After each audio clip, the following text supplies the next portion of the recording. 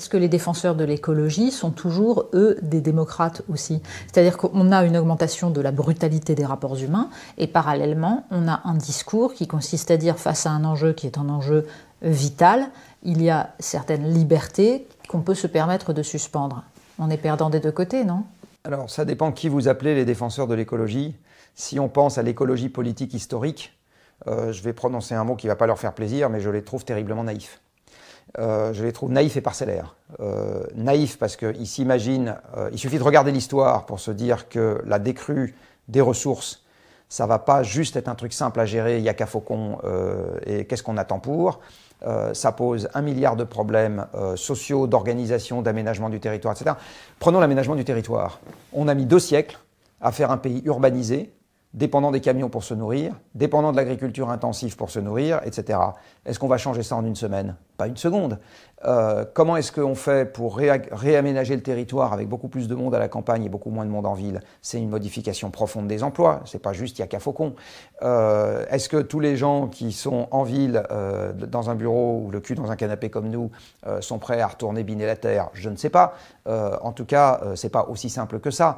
Est-ce qu'on est prêt à assumer la conséquence évidente avec le système économique qu'on a si on fait ça, que le prix de la nourriture augmente? Je ne sais pas. Donc en fait, il y a des tas de questions qui se posent aujourd'hui pour lesquelles on en revient à la question du débat démocratique là-dessus. Hein.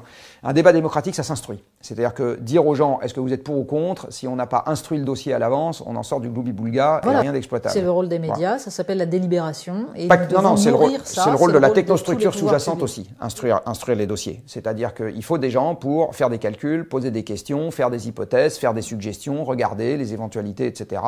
C'est l'affaire, je le redis, des corps intermédiaires, c'est l'affaire des acteurs économiques, c'est l'affaire de la fonction publique, c'est l'affaire des élus, c'est l'affaire de tout le monde, quelque part, d'instruire les dossiers. Et les médias, ils sont là pour relayer les éléments d'instruction. Ils ne vont pas les créer, parce que c'est pas des think tanks, c'est pas des labos, c'est pas des... Bon. Déjà, quand ils le relèvent bien, c'est bien. Bon. Et cette affaire-là, elle est pas triviale du tout. Bon.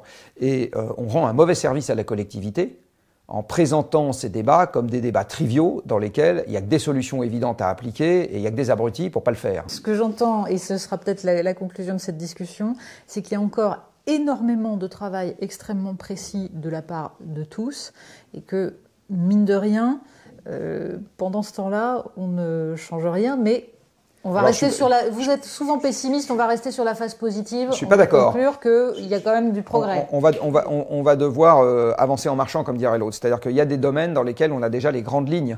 On peut commencer à avancer. En fait, on est dans un brouillard inégal en fonction des sujets. Il y a des sujets pour lesquels on a déjà des idées raisonnablement simples. Alors, je vais prendre l'exemple de la mobilité. La mobilité, en fait, le cocktail qu'il faut mettre en œuvre, on l'a à peu près en tête. Il faut moins de voitures, les électrifier, plus de vélos sous toutes les formes, vélo électrique, vélo cargo, etc. Modifier les infrastructures, donc il faut que le BTP arrête de faire des ronds-points et des autoroutes et fasse des pistes cyclables, ce qui leur ira très bien si on leur demande de faire ça. Il faut des infrastructures qui aillent avec, des parkings à vélo, etc. Il faut électrifier le fret.